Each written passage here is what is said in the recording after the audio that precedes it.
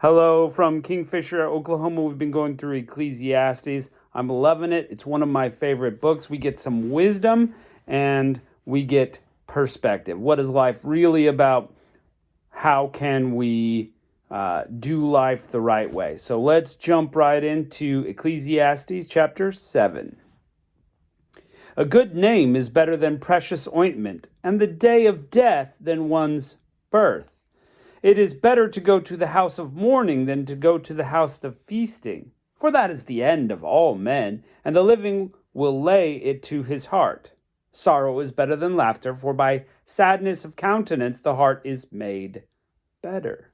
The heart of the wise is in the house of mourning, but the heart of fools is in the house of mirth. It's better to hear the rebuke of the wise than for a man to hear the song of fools. So this section is at first glance, and this is true about a lot of the book of Ecclesiastes, it is at first glance it feels like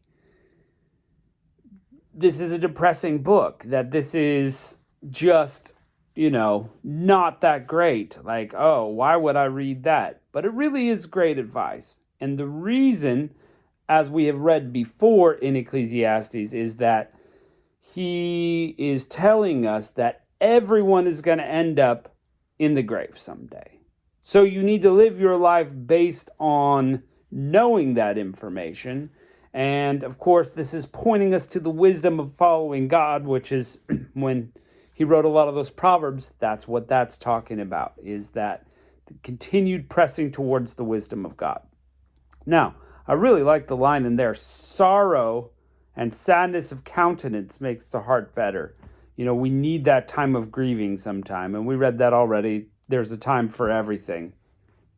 But very often people want to be in a party scene. They want to be loud. They want to be, raucous. And very often in there's emptiness.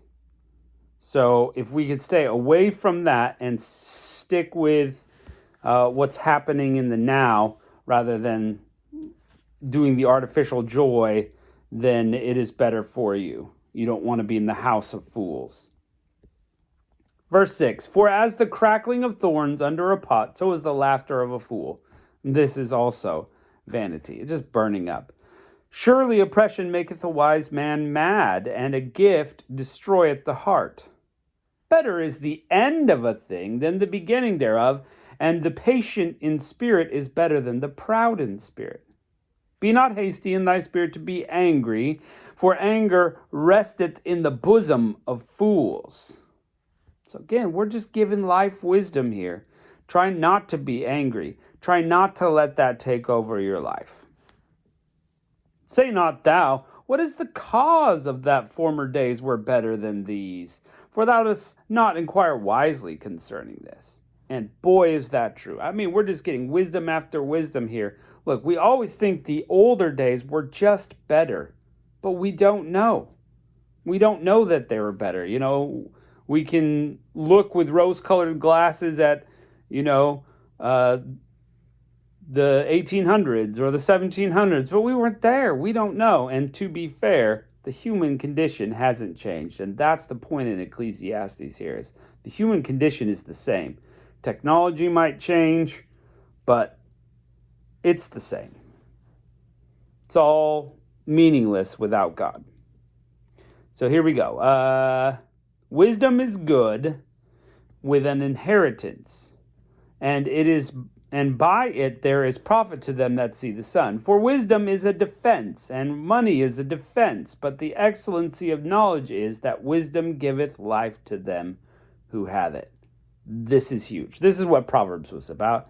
Wisdom's going to give you life. It's going to make your life easier. It's going to help you. It'll be like that shield. And, if you have money, that can be like a shield too against some things in life, but not everything. Okay, so if you get this inheritance, that's a great thing. So could you leave that to your family, an inheritance to help them of wisdom or money, or preferably both, wisdom and money? But you know what? God provides for many things. So verse 13, consider the work of God, who can make that straight which he hath made crooked? You're not going to fix God's works. God's going to do it. It's going to stay that way.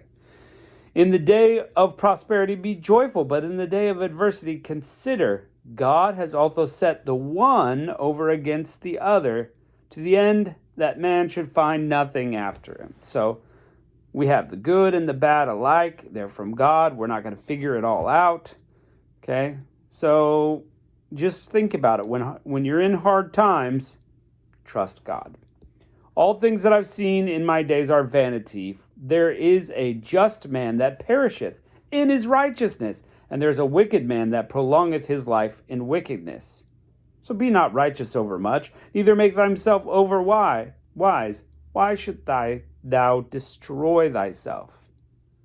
Be not over much wicked, neither be thou foolish. Or why shouldest thou die before thy time? It is good that you should take hold of this. Yea, also from this withdraw not thine hand, for he that feareth God shall come forth of them all. So the righteous man could spend all this time trying to be righteous, and if he's killing himself trying to be righteous, what good does that do? And don't be over wicked and be a fool, because you're going to die before your time. So it's good that you should understand this. The fear of God will bring you through everything. And that's the point here. That's the point of this whole book, the book of Proverbs, and this book. Following God in his ways will bring you through everything. Wisdom strengthened the wise more than 10 mighty men which are in the city. For there is not a just man upon earth that doeth good and sinneth not. Only Jesus was perfect. Also take no heed unto the words that are spoken, lest thou hear thy servant curse thee. Good advice.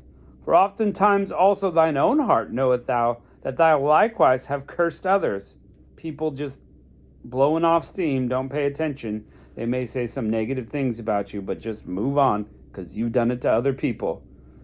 All this have I proved by wisdom. I said, I will be wise, for it was far from me. That which is afar off and exceeding deep, who can find it out? I applied mine heart to know, and to search, and to seek out wisdom, and the reason of things, and to know the wickedness of folly, even the foolishness and madness. And I find more bitter than death the woman whose heart is snares and nets, and her hands as bands.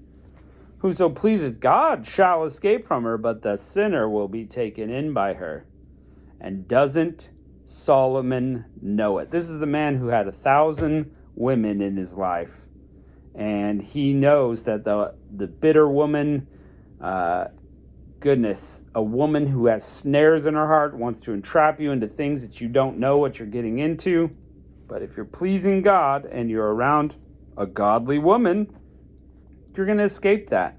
But the sinner is going to go that path. The fool is going to go that path. And boy, have we seen that. Sometimes in life, the spouse that you have could just destroy you. And this does go both ways, by the way. We've seen that. Follow God. Get a spouse that's following God. Follow him together. You're going to turn out okay. That's wisdom. Verse 27, Behold, I have found, saith the preacher, counting one by one to find out this account, which yet my soul seeketh, but I find not. One man in 1,000 have I found, but a woman among all those have I not found. Lo, this only have I found, that God makes man upright, but they have sought out many inventions. So man is sinful. We're finding new ways to sin. It seems like nothing new under the sun, but we're just constantly in flux. God is the only one upright. Such wisdom, such amazing words and thoughts, totally full of wisdom, sees correctly the plight of man, the nature of man. Chapter 8. Who is as the wise man, and who knoweth the interpretation of a thing? A man's wisdom maketh his face to shine, and the boldness of his face shall be changed. I counsel thee to keep the king's commandment, and that in regard of the oath of God. Be not hasty to go out of his sight, stand not in an evil thing, for he doeth whatsoever that pleaseth him. So get away from the man who's hasty, who's seeking after his own thing, because that's a way of sin. Where the word of a king is, there is power. And who may say unto him, What doest thou? You don't have that authority. Whoso keepeth the commandment shall feel no evil thing, and a wise man's heart discerneth both time and judgment, because to every purpose there is a time and judgment. Therefore the misery of man is great upon him, for he knoweth not which shall be, for who can tell him when it shall be? So, the judgment is coming, and a wise man can see what the judgment will be. He can see deeper than the fool. I mean, that's the comparison. When someone's really wise, they can see through things that other people can't, and they can avoid pitfalls. And we get that wisdom from God. But who can tell you what's going to be, let alone what time it's going to happen? Sometimes things just happen to you. Verse 8, there is no man that hath power over the Spirit to retain the Spirit. Neither hath he power in the day of death, and there is no discharge in that war. Neither shall wickedness deliver those that are given to it. All this I have seen, and applied my heart unto every work that is done under the sun. There is a time wherein one man ruleth over another to his own hurt. So you can't control this human spirit. It's sinful. It's leading to death. And what are you going to do about it? Neither shall wickedness deliver those. So that's the path. Wickedness, death, foolishness, it's all headed that same path. And who can deliver it? Only God's wisdom can. Okay, and Solomon, who had the wisest brain of everyone save Jesus, is applying every bit that he can to try this, try that. Let's do this and see what it is. And he can just see only God's wisdom will prosper you. And so I saw the wicked buried, who had come and gone from the place of the holy, and they were forgotten in the city where they had so done. This is also vanity. You're going to be buried and forgotten. It's just going to happen. Because sentence against an evil work is not executed speedily, therefore the heart of the sons of men is fully set in them to do evil. Oh my, so true. So true. Look, the longer you go in between punishing a crime, the more people go, I think I could hang with that. That's okay. It'll be fine. They won't get me. And there's something about immediate justice that really shows like, okay, not going there. That's why in the Old Testament, all these punishments were right away. Let's get on it. Let's do it. This long, protracted justice system, in case we make a mistake.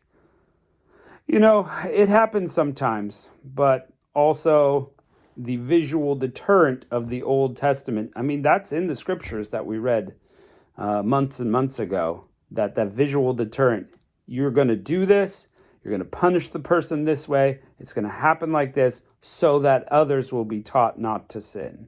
And you're actually going to partake in the process, throwing stones or whatever it is, so that you see too, this is the process.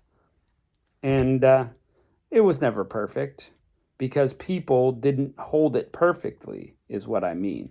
The law showed us what is right and wrong. There was no flaw in that writing of the law. There wasn't a flaw there, but people just didn't hold to it, and so it didn't work for them. Though a sinner do evil 100 times, and his days be prolonged, yet surely I know that it shall be well with them that fear God, which fear before him. But it shall not be well with the wicked, neither shall he prolong his days, which are as a shadow, because he feareth not God. Sometimes it seems like this, that the good have hard lives and the evil get away with it. But God will intervene. He will judge eventually, and it's not going to go well for the wicked. They will be like a shadow, and God will judge them, it says. And that's why we need Jesus. We need to follow him. We need to be part of him, because we are wicked before God because of sin, and only God can save us from that. Verse 14, there is a vanity which is under the earth, that there be... Oh, yeah, I read that. I apologize. No, there is a vanity which is done upon the earth, that there be just men unto whom it happeneth according to the wicked. Again, there be wicked men to whom it happeneth according to the work of the righteousness. And I say, this is also vanity. So sometimes it appears to go the wrong way. Karma isn't strictly true. I mean, we think, oh, karma, you did bad, so you get bad things. We talked about that with Job. We're talking about it here. That is not how the world works. And sometimes we're just scratching our brains like, how is this evil person prospering in life? Well, there will be a true and honest judgment. The rest of the life we get is grace. God gives us grace to see what we'll do, if we'll come to him or not. But at the end of your life, you will be judged according to, did you follow God or not? That's the standard of judgment. So you better follow God, because judgment is coming. But in the meantime, we look around and go, this is all vain. Wicked men are getting good results. Righteous people are having terrible things happen to them. It just doesn't make sense. That's God allowing people the chance to repent. Verse 15, then I commanded mirth, because a man hath no better thing under the sun than to eat and to drink and to be merry, for that shall abide with him of the labor of his days of his life, which God giveth him under the sun. And I applied my heart to know wisdom, and see that the business that is done upon the earth, for there is that neither day nor night seeth sleep with his eyes. Then I beheld all the work of God, that man cannot find out the work that is done under the sun. Because though a man labor to seek it out, yet he shall not find it. Yea, farther, though a wise man think to know it, yet he shall not be able to find it. So a few things here. Once again saying, hey, there's nothing better to eat, drink, and be merry. Enjoy the labor of your hands. That all makes sense whether you're having good times or bad, whether things are prosperous for you or not. You can enjoy those things. That's proximate meaning. But then God is doing things in life that you don't understand. And this is this wisdom that's beyond even the wise.